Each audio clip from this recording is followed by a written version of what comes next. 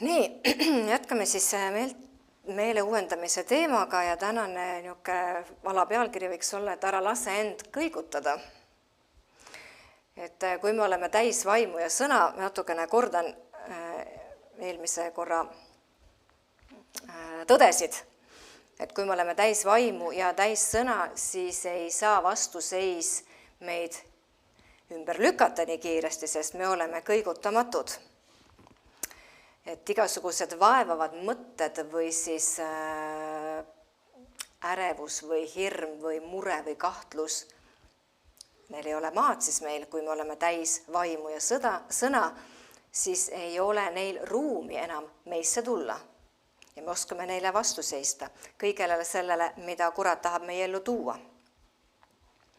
Ja me rääkisime ka, et täidetud, püha vaimuga täidetud inimesed räägivad teistes keeltes ja kui me tahame järjest rohkem saada vaimu täis, siis me jätkuvalt räägime teistes keeltes. See on see viis, kuidas me saame püsivalt iga päev ja korduvalt vaimuga täidetud ja keeltes rääkimine siis tugevdab meie vaimu, täidab meie vaimu, ehitab meie vaimu ja see on meie ülesanne teha. Kui me oleme vaimu täis, siis me tunneme paremini ära Jumala juhtimise, see on üks asi. Aga teine asi on see, et me laseme ka oma vaimul domineerida oma meele üle, oma mõttemaailma üle, oma emotsioonide üle, oma käitumise üle. See on see, et me laseme oma vaimul domineerida siis. Ja kui me räägime teistes keeltes, siis me räägime justkui saladusi. Meie vaim on otseühenduses Jumalaga ja räägib välja saladusi. Tegelikult ütleme, et Jumala jaoks ei ole saladused, aga inimese jaoks on need saladused, mis me siis välja räägime. Ja meil on otseühendus justkui sellega, mida Jumal teab. Meie ei tea, aga Jumal teab.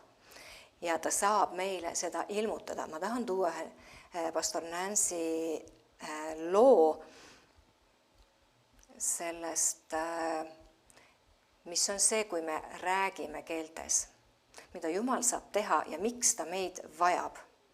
Miks ta vajab seda, et me keeltes oleme palves? Me võime olla igal ajal palves, me ei pea ootama erilist võidmist selleks, et minna keeltes palvesse, me ei pea tulema kogudusse selleks. Ja tema rääkis selle loo, kui tema hakkas magama jääma õhtul.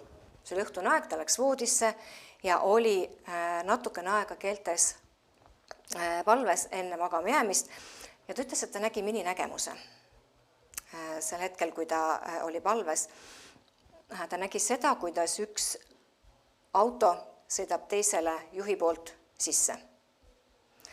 Ja ta ei näinud, kes on osalised, ta ei näinud selliseid detaile, Jumal ei ilmutanud seda talle.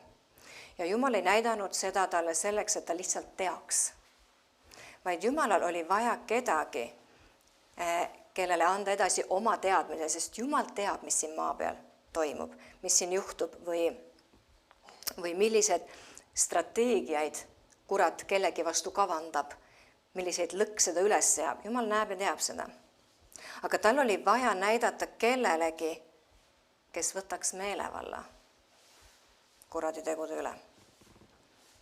Mitte lihtsalt teadmise pärast, vaid meelevalla kasutamiseks, sest kellele on antud meelevald, see on antud kogudusele, see on antud kristlastele. Ja see ongi see põhjus, miks Jumal ootab, et ollakse ühenduses temaga. Ta saab näidata ja ta saab, meie siis võtame meelevalla ja kasutame siis kuratitegude peatamiseks. Sest see oli viis, kuidas tema avalikustas selle, mida kurat plaanis kellegi vastu.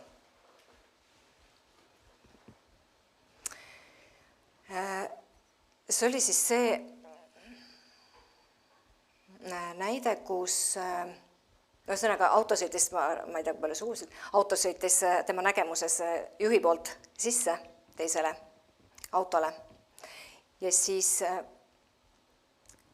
Nancy ütles, et see oli, mida tema tegi siis. Sel hetkel, kui ta palves oli, ta sai mininägemuse. Nii kui ta selle sai, nii kui Jumal oli talle midagi avalikustanud sellest kuradi plaanist ja lõksust, siis ta enam ei olnud keeltes palves, sellepärast, et keeltega palve on suhtlusviis Jumalaga, see on jumalik suhtlusviis, me ei räägi kuradiga keeltes, tema ei saa sellest aru, me räägime Jumalaga. Aga mida ta tegi, oli see, et ta võttis meelevalla. Ta ütles, et ainuke asi, mis ma tegin siis oma emakeeles, oli see, et ma ütlesin, kurat, võtta käed ära sellelt olukorralt. Surm, sa võtad käed ära sellelt olukorralt.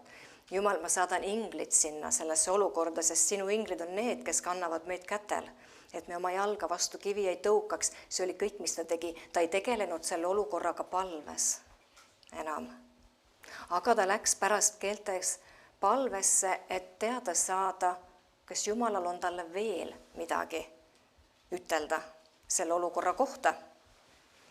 Kui ei olnud, seda koges oma vaimus, et ei ole, ja siis ta tänas Jumalat selle eest, et jumalik abi on rakendatud, mida uinus magama. Aga rääkides keeltes, me muutume pühavaimu suhtes tundlikumaks, Jumala sõna suhtes tundlikumaks, selle juhtimise suhtes tundlikumaks ja ka vaimsete asjade suhtes tundlikumaks, mida rohkem oleme keeltes palves.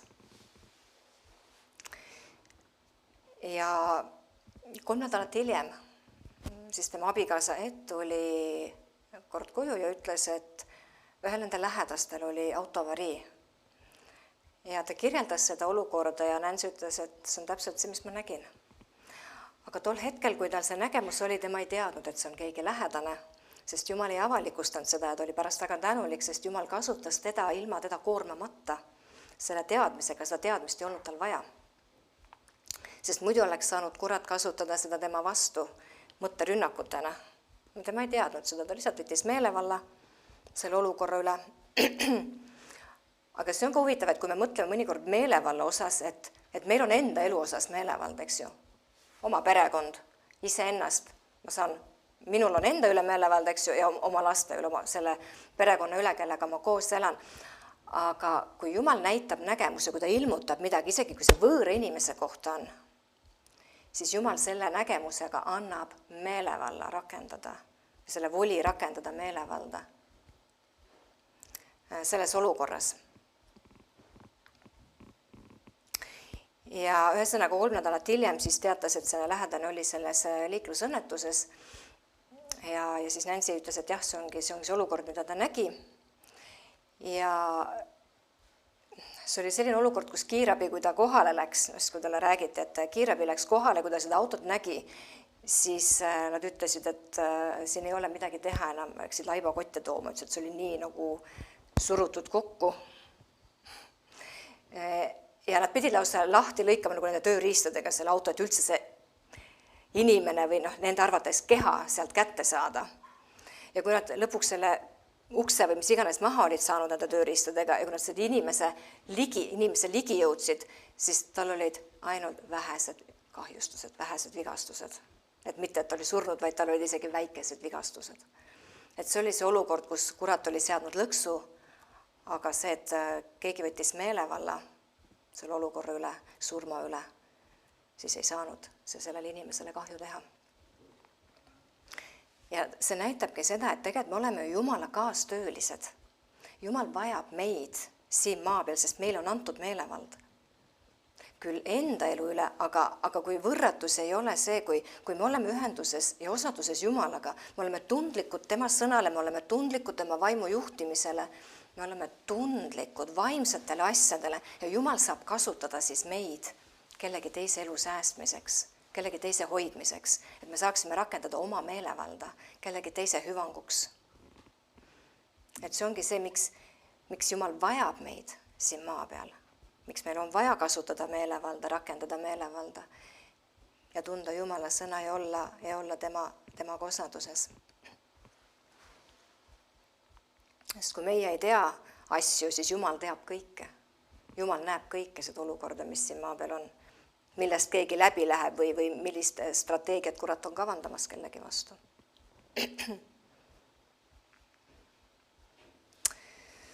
Nii, Efesose lähme. Efesose 6, 10-12. Tuttav kirjakoht. ütleb lõppeks, mu vennad, saage vägevaks issandas ja ta tugevuse jõus, ehk olge täis vaimu ja sõna. Varustage endid kogu Jumala sõjavarustusega, inglise keeles ütleb hästi, pange selga. See ütleb varustage, eesti keeles, inglise keel ütleb pange selga kogu Jumala sõjavarustus, et te suudaksite seista kuradi kavalate rünnakute vastu, sest meil ei ole maadlemist vere ja lihaga, vaid valitsuste ja võimudega, selle pimeduse maailma valitsejatega, taevaaluste kurjuse vaimudega.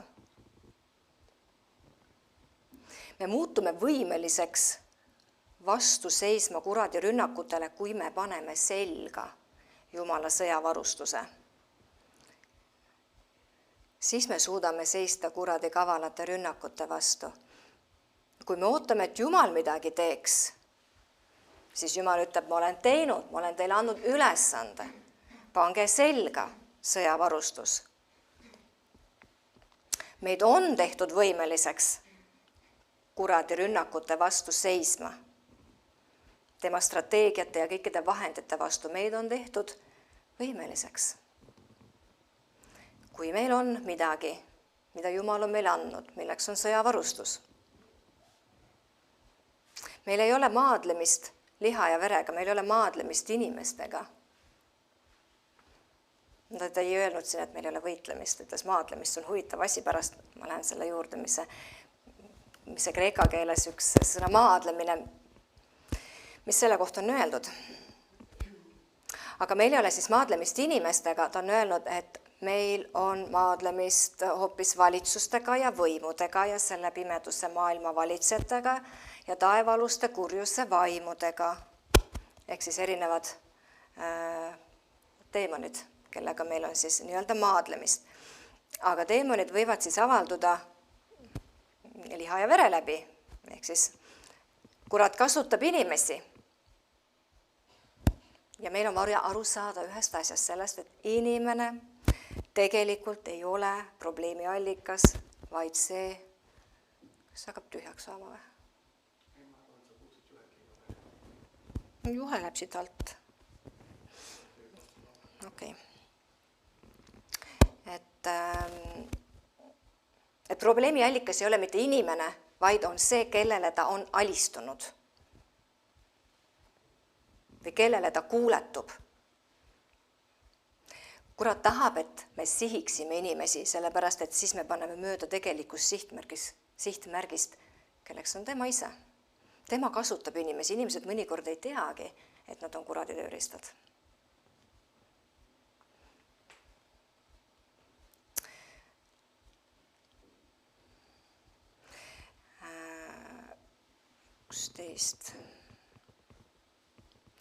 Varustage endid, ma lähen korra tagasi, endid kogu sõjavarustusega, 11 salm. Varustage endid kogu Jumala sõjavarustusega. Kas mõnikord võiks jätta midagi selga panemata? Mõnikord võiks tekkida tunne võib-olla, et ma täna seda mõõka ei võta, raske on. Käed on väsinud, ma ei võta täna kilpi kaasa. Kaua ma sellest usukilbist kaasas vean? Ei mõtle nii, eks ju. Või siis, et täna ma lähen hängin kuskil ringi, et lähen vaata, mis maailmas toimub kuskil seal. Nurga taga ma kiivrit pähe ei pane. Ei sobi mulle täna. Me ei mõtle nii ju. Ta ütleb, pange kogu sõjavarustus. Alati. Kogu sõjavarustus paneme selga, sest siis me suudame seista kuradi kavalate rünnakute vastu. Tal on kavalad need rünnakud, tal on mõnikord ära peidetud. Sest meil ei ole maadlemist vere ja lihaga, vaid valitsuste ja võimudega, selle pimeduse maailma valitsejatega, taevaaluste ja kurjuse vaimudega. Seepärast võtke kätte, ma olen juba kaugemal või? Seepärast võtke kätte kõik Jumala sõjavarustus, et te suudaksite vastu panna kurjal päeval ja jääda püsima, kui te kõik olete sooritanud. Siis seiske nüüd ja teie niuded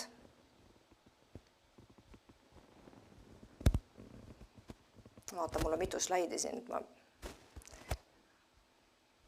teie nõuded olgu vöötatud tõega ja teil olgu seljas õiguse soomusrüü. Ja kingadeks jalas valmidus rahuevangeeliumi kuulutamiseks. Kõige selle juures haarake usukilp, millega te võite kustutada kõik tigedatulised nooled ja võtke enesele pääste, kiiver ja vaimumõõk. See on Jumala sõna. Nüüd vaatame üksikult natukene neid erinevaid osi. Kes need selga paneb? Meie ise paneme need selga. Jumal andis meile sõjavarustuse, et me selle selga paneksime, et me püsiksime.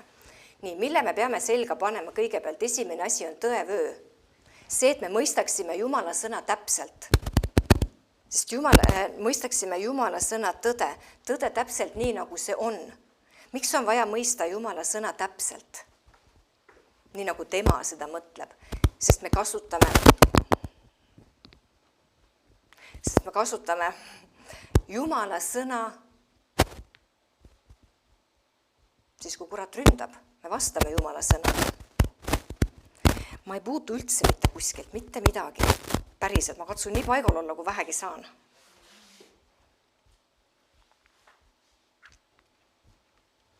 Nii. See tõevöö vöötab meid ja selle vöö külge paneme me varustuse. Kui vöö ei ole kindlalt kinni, siis kogu varustus pudeneb maha. Kui me ei tea täpselt, kes me oleme Kristuses või mida me suudame Kristuses või mis meile kuulub Kristuses, siis pole vöö meil kindlalt paigas. Ning varustusele ei ole meil ka korralikku juurdepääsu. Teiseks on õiguse soomusrüü. Tänapäeval on inimestel või turvameestel on need kuulikindlad vestid. Ja see on nagu soomusrüü. Mida need katavad? Mida katab kuulivest või see soomusrüü või see rinnaplaat? Ta katab elutähtsaid organeid. Ja soomusrüü on ka elutähtis, see kaitseb meie sisemist inimest, meie vaim inimest. Me peame aru saama, et me oleme õigeks tehtud, mitte enda tegudest, vaid seda, mida Jeesus tegi, selle tõttu me oleme õigeks mõistetud. Jeesus on meid õigeks teinud ja ta jagab meiega oma õigust. Aga mis on õigus? Õigus on õigesti tegemine ja õige olemine. See on kink meile, see ei ole välja teenitud. Jeesus tegi kõik õigesti ja ta kinkis oma õiguse meile. Aga õigus peab saama väljendatud selles, kuidas me elame. Me käitume õigesti, me teeme õigesti, kohtleme teisi inimesi õigesti. Siin ta ütlebki, et meil ei ole võitlemist liha ja verega, me ei võitle inimestega. Me käitume inimestega õigesti ka siis, kui nemad ehk ei käitu kõige õigemini meiega.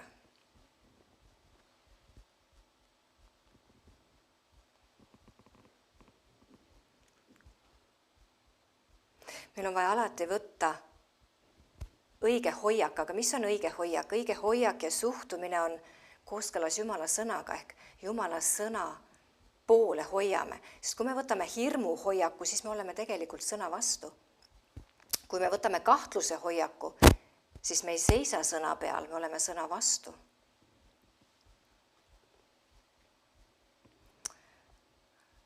Nii, mis veel tuleks selga panna? Lisaks tõevööle ja õiguse soomusrüüle, siis on valmiduse kingad või kingad rahuevangeeliumi kuulutamiseks. Ehk jalad on meil alati valmis igaks raskeks asjaks, mis me teel ette tuleb, kui me kõnnime Jumala sõna valguses.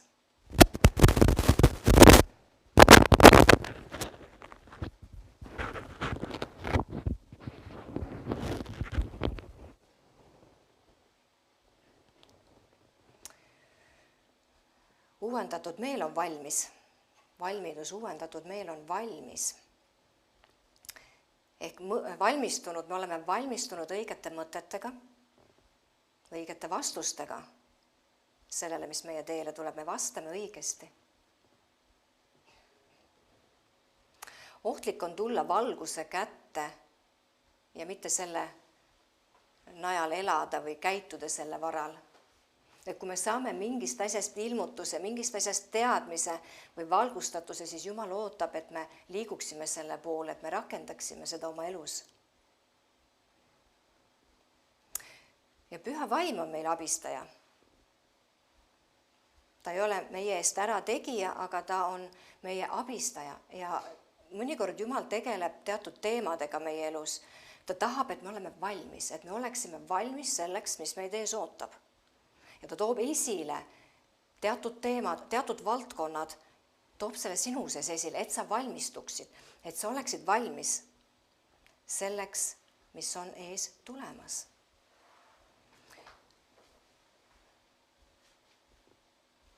See tähendab, me kontrollime oma mõtteelu, me valmistume ja kontrollime oma mõtteelu, me võtame igasuguse mõtte, mis läheb vastuollu Jumala sõnaga, võtame selle Kristuse sõna kuulelikkuse alla.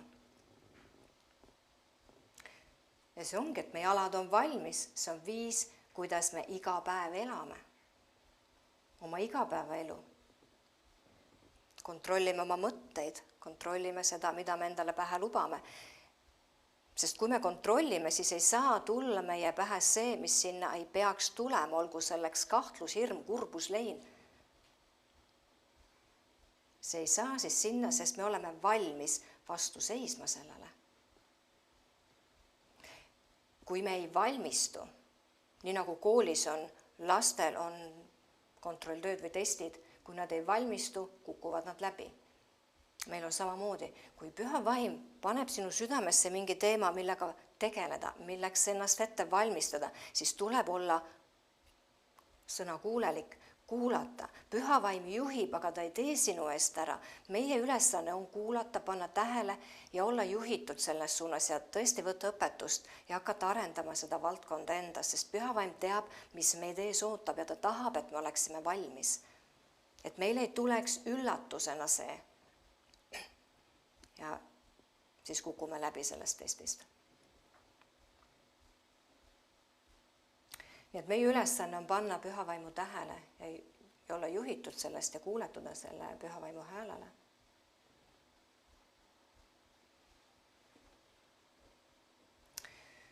Ja kuidas me ka veel valmis oleme, on see, et lisaks sellele, et muidu uuendame meeled, me paneme selle kõik praktikasse igapäevaelus. See ongi üks viis, kuidas ka valmistuda asjadeks, kuidas Jumal meid ette valmistab, on see, et me paneme praktikasse Jumala sõna igapäevaelus, elame seda välja. Mida me kuuleme, siis me paneme praktikasse ja elame seda välja. Kurat üritab rünnata meie mõistust, aga Jumal juhib meid rahu läbi meie südames. Seetõttu mõnikord, kui on mõistuses, on justkui rahutus, aga südames on rahu, siis me peame jälgima rahu, mis on meie südames. Ja meil on vaja harjutada. Kuidas me saame milleski püsivaks, kas või selles, et ma oskan kontrollida oma mõtteid või ma oskan rakendada oma võitu või meelevalda, on see, et ma harjutan seda. Ma harjutan mõtete kontrollimist. Praktiseerin seda, see oskus ei tule nagu üleöö, vaid see tuleb läbi harjutamise. Meistriks saadakse harjutades. Meistriks ei sünnita, saadakse harjutades. Ilma harjutamiseta me võime öelda, et käige armastuses, aga kuidas ma saan osavaks selles, see on see, et ma rakendan seda. Iga olukord, mis tuleb, ma panen selle praktikasse. Või kuidas ma saan osavaks usus käimises, siis kui ma seda praktiseerin, kui ma seda harjutan, kui mul on võimalus, ma kohe rakendan ja kasutan seda. Samamoodi on rahu. Me peame harjutama rahu, et siis need on need ettevalmistuspunktid, et me oleksime valmis selleks, et kui mingi mõte tuleb, mis tahab eemale viia meid rahust, mis tahab eemale viia meid sellest võidust, et me oleksime valmis, et me oskaksime astuda üle sellest takistusest, mitte ei jääks seisma, siis kui takistus meie ette tuleb. Et mõnikord, kui elu on ilus ja elu on rahulik, siis sa võid kuulata seda juttu ja mõelda, et ma ju tean küll, aga päriselt, kui tuleb takistus, ja sa ei ole harjutanud pisikeste asjade peal, siis ei maksa oodata, et me oleme meistrid suurte asjade peal. Üks teine näide Nancy elust oli see, kui Jumal ütles talle, harjuta rahu. Ta küsis, kuidas ma harjutan rahu, Jumal ütles, kontrolli igat mõtet, mis su pähe tuleb. Jumal ütles seda järelikult siis aasta 2011, ma teen väikse matemaatika, tõenäoliselt ma valesti ei arvuta. Tegelikult 2 aastat, ta ütles 2 aastat, iga päev. Kujutate ette, iga päev, milline kontroll. Ükskõik, mis mõte pähe tuli, ta ütles, ta võttis vangi iga mõte. Jumal ütles, Pühavaim ütles, harjuta rahu. Ta võttis tõsiselt, ta harjutas rahu 2 aastat. Ehk kontrollis oma mõtteid, igat mõtet, iga päev. Ja siis tuli talle uudis. Abikaasa läks koju Jumala juurde. Ta ütles, ma sain aru küll, miks ma pidin rahu harjutama. Ja ta ütles, et jaa, tal oli valik. Tulid, võis tulla leinamõte, depressiooni mõte, kõik see, aga kust rahad tulid, suured projektid olid ja mis võlad kõik või siuksed päris keeruline olukord. Ta ütles, et ma olin harjutanud 2 aastat rahu ja mulle meeldis see vool rohkem, sest see oli nii võimas, et ma ei tahtnud midagi vähemat enam. Ma ei lubanud mitte mingit leina, mitte midagi enda sisse. Ma ei lubanud mitte ühtegi mõtet. See oli see, mida tema rääkis. Ja ta ütles, et me ei peaks mitte keegi rahulduma vähemaga kui täielik rahu, sest see on see, mille Jeesus on meile andnud. Ja see on viis, kuidas me austame Jeesust. Ma võtan vastu selle, mis ta mulle on andnud. Et see oli tema valik valida rahu ja kontrollida mõtted, aga ta oli osav selles, ütles, et selleks ajaks ma olin osav juba. Ta ütles, et jah, see oli kõige traagilisem päev minu elus. Aga ta ütles, et see ei olnud mitte üldse kõige suurem katsumus tema elus. Kõige suurem katsumus oli siis, kui meeled olid uuendamata. Et siis need raskused, mis siis tekkisid, olid suuremad. Et jah, ta ütles, et valik oli, aga ta valis rahu. Ta oli harjutanud ja see oli ka see, et kuidas ta oma lähedastega sellest kõigest välja tuli, kuidas kogudus sellest välja tuli, ütles, et me käisime rahus. Sest Jeesus maksis hinna, et me võiks olla rahulik meel. Tema on selle hinna maksnud ja seetõttu ongi see, et me ei lepi vähemaga. Me õpime käima selles täiuslikus rahus, mis meile on antud. Nii, aga sõjavarustusega lähme edasi ja 4. varustuse elemendiks on usukilp. Vaenlane saadab igasuguseid tuliseid nooli meie pihta, meie meele pihta, meie mõttemaailma pihta ja me peame hoidma üleval Jumala sõna. Me vastame Jumala sõnaga kõikidele rünnakutele. Sest siis saab vastulöögi endale Jumala sõna, mitte meie mõtted või meie meel, mõistus. Meil on mõistlik meile antud, aga me peame kaitsma seda usuga sõnasse. Jeesus andis meile sellise näite, kui ta kõrbes oli. Tema vastas alati, kui kurat tuli ja kiusas, kirjutatud on. Ta vastas Jumala sõnaga. Nii, päästekiiver on siis 5. element. Ehk me peame teadma oma positsiooni Jumalas. Me oleme vabastatud, me oleme lunastatud. Me peame teadma, kes me oleme Kristuses. Jälle ma jõuan sinna tagasi. Kes me oleme Kristuses? Mida me suudame Kristuses? Mida me omame Kristuses? Kui me seda ei tea, on me kiiver viltu peas. Tuleb otseks panna. Kui me juurutame endasse selle tõe, kes me oleme Kristuses või mida me suudame, mida me omame, siis on kiiver otse peas ja see kaitseb meie mõistust, see kaitseb meie meeli nende rünnakute eest. Kui ma tean, kes ma olen Kristuses, siis ma saan vastata sellega, kui kurat tuleb ründab ja ütleb sulle midagi selle vastu. Sest kui me võtame mõtted vastu, need valed mõtted vastu, siis mõnikord me ei saa arugi, millist kahju need tegelikult meiega teevad. Ja need ongi need kavalad rünnakud. Me ei saa arugi. Ja 6. elemendiks on vaimumõõk, milleks siis ongi Jumala sõna vaenlase rünnakute vastu. Me räägime rünnakutele Jumala sõna. Me räägime välja seda, mida Jumal ütleb. Kui me räägime välja Jumala sõna, siis me anname selle mõõga meie vaim inimese kätte. Vaimumõõk on siis ainuke ründerelv, teised on siis kaitserelvad. Hea on tunnistada Jumala sõna, aga me ei tunnista varustust endale selga.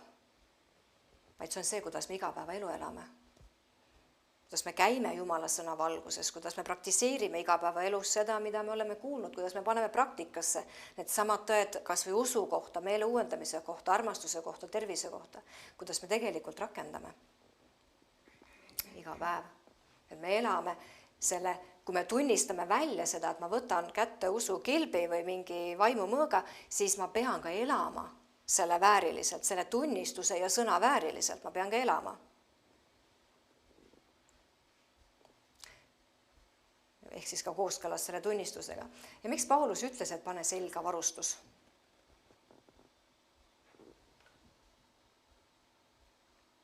Et me suudaksime seista. Et me jääksime seisma. Aga me ei võitle kuradiga. Kurat on ära võidetud, selleks oli vaja Jeesust. Siin ütleb, me maadleme. Aga siin ta toob välja ühe Uue Testamendi Vaini sõnaraamatust selle, mis maadlema vasteks on. Ja see on hästi huvitav, mis see on. See on kõikuma ja kõigutama. Ehk kuradi rünnakud meie vastu tulevad selleks, et meid kõikuma lüüa, et meid kõigutada eemale usust, et meid kõigutada eemale sõnast, meie võidust. See on tema eesmärk, kõigutada meid eemale, et panna meid kõikuma. Meil on vaja seda sõjavarustust, mille Jumal on meile andnud, et me ei kõiguks, et me ei saaks kõigutatud. See on see eesmärk, miks meil on vaja sõjavarustust. Me ei hakka võitlema otse. Jah, meil on hea usuvõitlus ja see ongi tegelikult see maadlemine. Meil on hea usuvõitlus, sõnade võitlus, aga selleks, et me püsiksime kindlalt, on meil vaja seda sõjavarustust ja see on meie kaitseks. Et see ei ole nagu selleks, et me nüüd peame hakkama võitlema, sest kurat on ära võidetud vaenlane, aga tal on need soovituse jõud, et ta võib meile pähe panna need mõtted, et soovitada ja meil on vaja teada, mida Jumal ütleb meie kohta, kes me oleme, mida suudame ja olla valmis selleks, mida Püha Vaim meie sees räägib, et me teeme seda, milleks ta tahab, et mida tahab, et me õpiksime. Et mis on siis see kuradi eesmärk on kõigutada eemale meid, eks ju, nagu ma ütlesin, võidust, aga ka rahust ja rõõmust, mõistlikust meelest, ta tahab meid eemale kõigutada.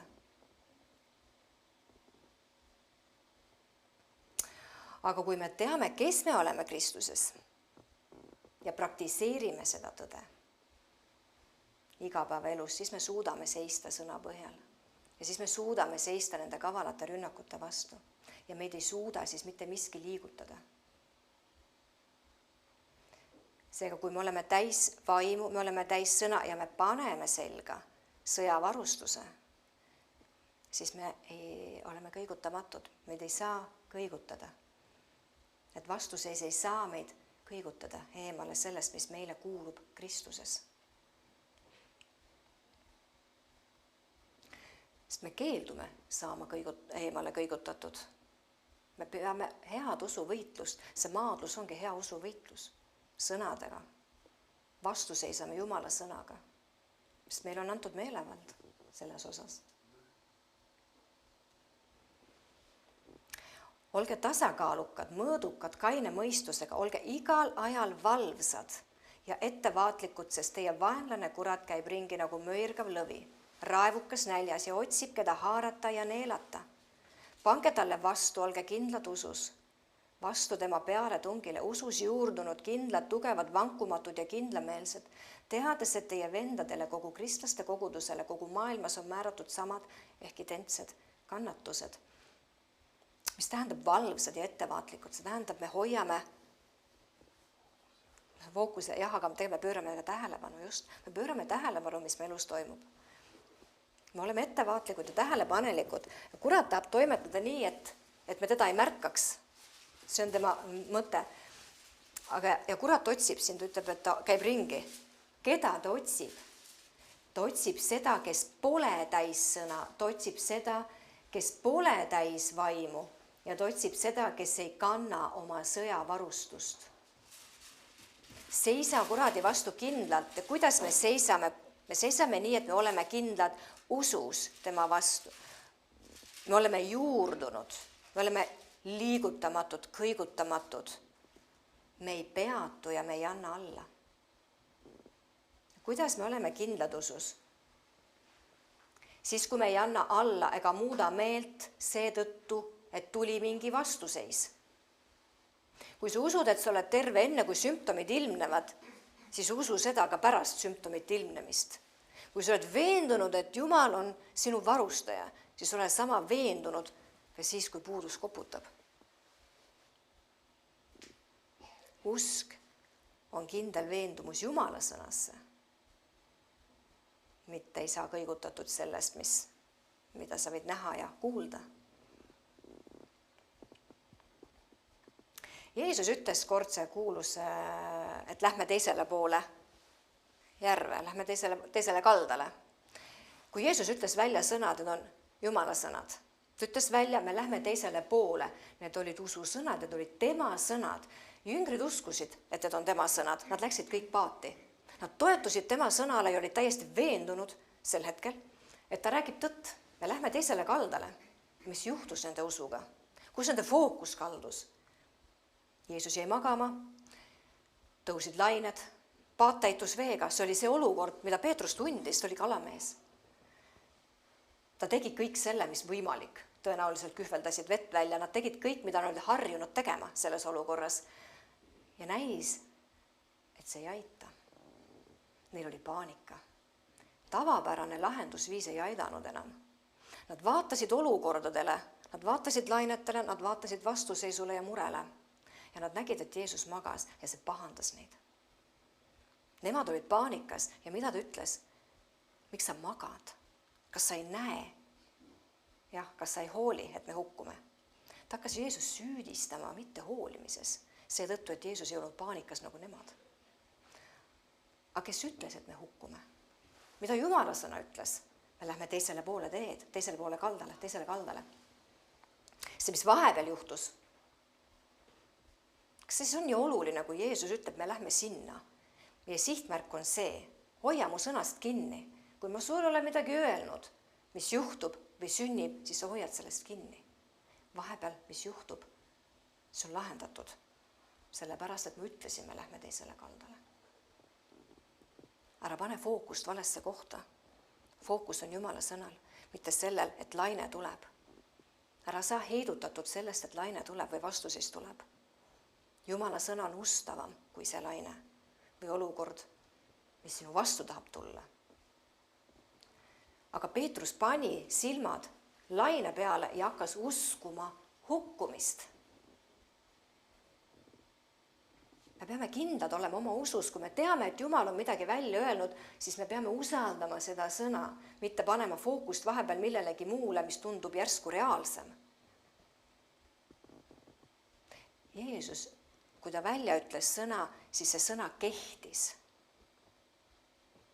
Ta ei lõpetanud kehtivust siis, kui tuli olukord. See ei lõpetanud kehtivust.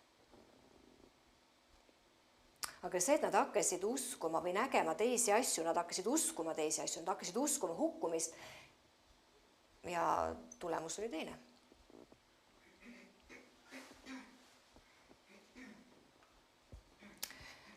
Aga siis, kui vastuseis ilmneb, tuleb uskuda samamoodi nagu enne vastuseisu ehk kooskõlas Jumala sõnaga. Jeesus sõitles tormi, aga pärast tormi sõitlemist ta ei sõidelnud kuradit. Ta sõitles jüngreid. Ta ütles, kus te usk on, miks te nii väike usk on. Jüngrid ei põhjustanud seda tormi, aga selles olukorras said tegelikult riielda nemad, sest nad ei käitunud selle sõna põhjal, nad ei usaldanud seda sõna, mida Jeesus oli välja öelnud. Nende vastustormil oli vale. kui me ei seisagi ise kindlalt, siis see on meie süü. Kui me ei seisa kindlalt, kui me ei võta Jumala sõjavarustust, siis see on meie süü. Meie viga. See ei ole tormi süü. Ammugi mitte Jumala süü. See on meie enda süü siis. Torm ei olnud süüdi, aga meile on antud varustus. Jumal on andnud meile varustuse, et me selle selga paneksime. Kui me ei pane selga, jätame selga panemata, siis see on meie asi, sest me peaksime kandma seda 24/7. Sööma sellega, magama sellega, õues käima, tööl käima. Kogu aeg peab meil see seljas olema. Me ei saa seda seljast ära võtta.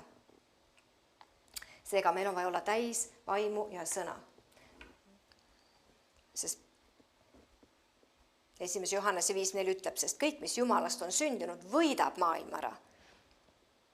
See võidab maailma ära ja see ongi see võit, mis on ära võitnud maailma. Mis see on? Meie usk. Usu kaudu ja usku kasutades me võidame. Sinu võit ootab tegelikult usku. Võit on sulle antud, aga vaja on usu rakendamist selle võidu käivitamiseks. See on üks hea väljend, et see on nagu hääl aktiveeritav võit. Räägi välja ususõnu, ehk siis on ju, siis sa aktiveerid selle võidu, sa rakendad selle enda ellu, sa aktiveerid oma ususõnade kaudu võidu, mis sulle kuulub. Nii et paneme selga kogu sõjavarustuse, ärme jäta kiivrit maha, sest soeng läheb sassi või et käed on väsinud, et ma ei jaksa enam kilpi kanda või mul ei meeldi need jalanood. Need sobivad meile imeliselt. See sõjavarustus sobib imeliselt, seega paneme selle kõik selga ja hoiame seda seljas. Oleme täis vaimu ja sõna ja siis me oleme valistamatud. Amen.